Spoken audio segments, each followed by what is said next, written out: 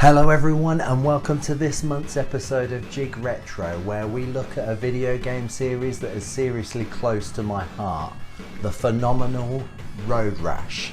The very first game on the Mega Drive and the first one that I played on the PlayStation 1 in particular give me huge nostalgia. Playing these games with a buddy or my brother huddled around a CRT TV was exactly what I was all about back in the day with these two old systems. In this episode we're going to be deep diving into the whole series while skipping over its unfortunate, slow and deadly demise. This is ROAD RASH.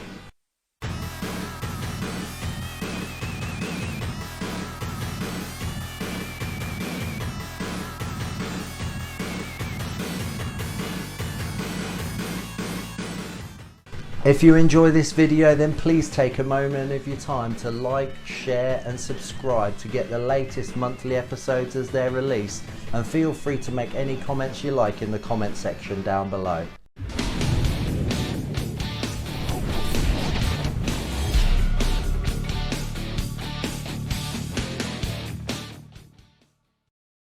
The original ROAD RASH was one of the first games to be developed by EA after the crash of the video game market in the 1980s. They decided that it would be safer for them to have a more focused approach by developing only sports and racing titles. Initially the working title was Mario Andretti Racing, which would later become a release on the Sega Mega Drive by EA. Development initially started on the NES, and although that was powerful enough to do the scaling that was required for the game, the banking of the roads that the developers had in mind would definitely not be suited to the NES. After coming to the conclusion that there are already many games with a similar premise to what they had in mind for this game, they decided to make something perhaps slightly grittier. An early idea for a quad biking game was rejected and they finally settled on motorbikes. The motorbike idea came with its own technical advantages by being able to have more motorbikes on screen at once, and the personal aspect of the races because you can actually see the rider on the bike itself. The title comes from the slang for the horrific wounds caused by road-on-skin friction that come from falling and skidding off of your motorbike. After showing off the impressive memory capabilities of the Sega Mega Drive, 800 miles of unique roads was developed for the game. But it was noted that the game had become a rather stale simulation type of title. Developers quickly moved into making the wipeouts much more impressive by adding a lot of animation. And after noticing that even professional motorcycle riders may use subtle kicks and things like that in races, it was decided to add a combat element to the game, being able to throw kicks and punches to get advantage over other racers. Due to the new gritty and slightly violent nature of the game, EA struggled to get licenses from real motorbikes and decided instead to create fictional motorbike names. ROAD RASH released in 1991 for the Sega Mega Drive. I have huge nostalgia for the first game in the series as I played the hell out of this thing as a kid. I feel that aside from the amazingly smooth road effects and the fighting action, then the traffic police on bikes is the most interesting and exciting aspect of this game. With these being essentially illegal street races, the police show up randomly and the only way to get a game over really is to get caught by them, by coming off your bike near one of these fellas and not having the funds from winnings to pay their fine. Otherwise it is a relatively simple win races to unlock more races. Winnings can be spent on buying faster bikes, which you will need to do so to progress in the game. The pace of these bikes later in the game can make crashing really hard to avoid. Other mechanics include a damage meter for your bike. If it reaches 0, then you retire from the race and the repairs are automatically deducted. Again, if the funds cannot be met, then it's game over. There is a stamina meter which automatically hits 0 when you crash into obstacles off the road or cars on the road. A perfectly timed backhand will usually knock an opponent straight off, as well as a baton which can be stolen if you press the button at the same time as being attacked with it. Someone is usually carrying one per race. The kick is used more to knock opponents into traffic or obstacles, and regular punches usually take a few to bring someone off their bike. The game was highly praised, with Mean Machine Sega giving it 91% back in the day, while praising its 3D effects, sound effects and music. The super long password save in this game is brutal to both write down and input back into the game. And for this reason alone, I recommend that if you plan to beat this game, then utilize emulation and save states. Road Rash 2 was released in 1992, and this game added a chain as a new weapon. Nitro boosts are added to certain bikes, but I think the two main innovations for this game would be a new 2-player simultaneous split screen mode, and rather than the police being invulnerable as they are in the first game, they will now attack and actively work you off your bike.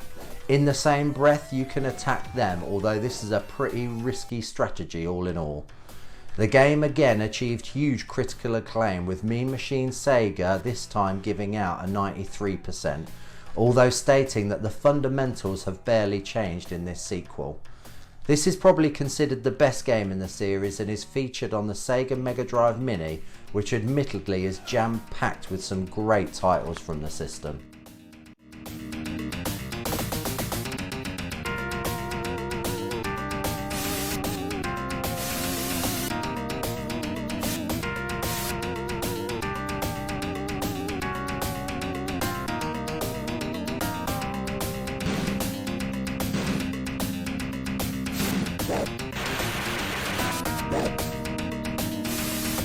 The original Road Rash was then released in 1994 for the Master System and Game Gear by Probe Software, and a Game Boy version by Ocean. All in all, these versions are no comparison to the Mega Drive original, but on the whole impressive ports.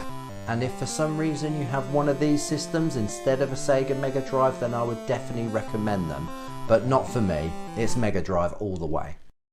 Road Rash 3 in 1995 had the unfortunate timing of being released in the dying days of the Sega Mega Drive, and was developed at the same time as the fantastic 3DO Road Rash CD title.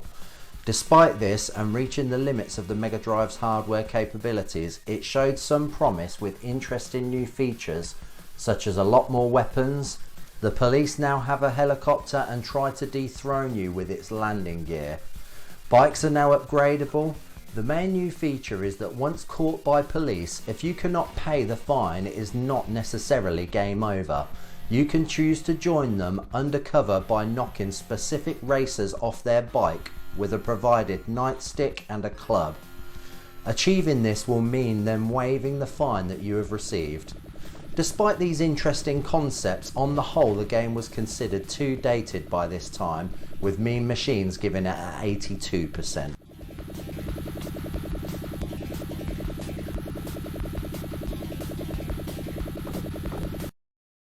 Road Rash CD was released in 1994 for the Panasonic 3DO, in 1995 for the Mega CD, and 1996 for the PlayStation, Saturn and Windows. I've decided to bundle all of these versions in together because on the whole the versions are very similar, although the most impressive is the 3DO title for being the first by quite a long way. It's also worth noting that the Mega CD possibly shouldn't really count, as it's more of a Road Rash 3 for the Mega Drive port with FMVs added from Road Rash CD.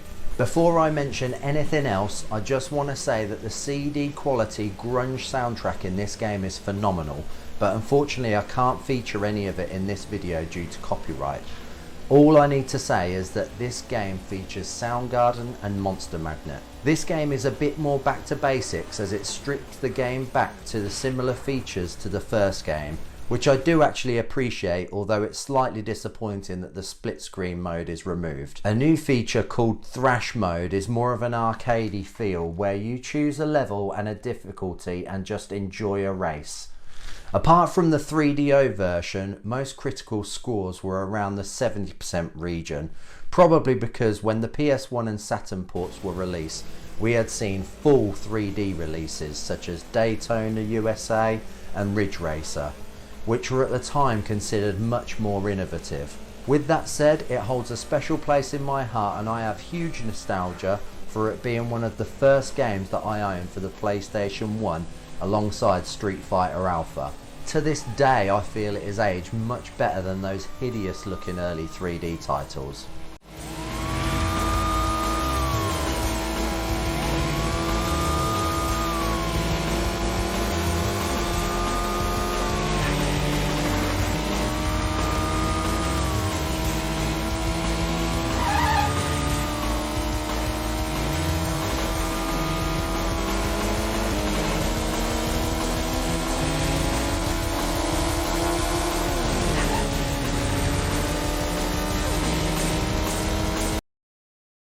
Road Rash 2 was then released for the Game Boy Color in 2000 by developer 3D6. Again, as far as I'm aware, it's a pretty impressive port, but doesn't really hold a candle to the original Mega Drive release. Again, a worthwhile pickup if you don't own a Mega Drive. Unfortunately, this is where the series takes a massive downturn and a very slow, painful death for the series. Road Rash 3D was released in 1998, and although it was presented in 3D and still had a cracking grunge soundtrack, it ran quite a lot slower, the controls were much more sluggish, and on the whole it was less impressive than the original 3DO title, which had come out years before. This game was rather glitchy and was still missing that two-player feature. The emphasis of this game was much more on racing and not the combat that the series was known for previously. Road Rash 64 was released for the N64 in 1999 by THQ. This title brought back some of the combat-orientated gameplay as well as the Join the Cops feature from Road Rash 3. But ultimately it just feels literally dull compared to the previous games in the series. Road Rash Jailbreak was released for the PlayStation 1 in 2000 and 2003 for the Game Boy Advance. Again, it was more racing orientated and a little bit more arcadey, but essentially it will be known as the death of the series, the final nail in the coffin. After those three stinkers, if you still want more of this style of game, then why not try one of the spiritual successors that have been released more recently. Road Redemption was released in 2017 for the PlayStation 4, the Xbox One and the Nintendo Switch by EQ Games and Pixel Dash Studios, and this is a good honest attempt at making a Road Rash game, but is essentially mediocre at best. Road Rage was also released in 2017 by Team 6 Studios for the PS4 and Xbox One, but to be honest, it's a rather underwhelming and glitchy game. I honestly feel that if you really want to recapture some of that Road Rash magic, then you have to visit video games of the past, as long as you're open for them to be based on other sports rather than motorcycling. Skitchin was released by EA in 1994 for the Sega Mega Drive and is a rollerblading racing game. The main mechanic is holding on to the back of vehicles and slingshotting yourself for acceleration. It was developed using a repurposed version of the Road Rash engine. On the whole, this game received positive reviews and is well worth a look for a Road Rash fan. ESPN Extreme Games and 2 Extreme for the PlayStation 1 was produced by Sony Entertainment of America in 1997. Although the concept is admittedly rather dated in 1997, and the reviews at the time really did reflect this, I think that this is still a very fun game to play, with the multiple sports being able to be used in the races such as skateboarding, mountain biking and street luge, and you need to race through gates in order to not have time penalties at the end. I hope you've enjoyed this video on a video game series that has huge nostalgia for me. As said in the intro, the very first game for the Sega Mega Drive and the first game released for the PlayStation were by far my favourites, but realistically I am aware that the pinnacle of the series would be Road Rash 2.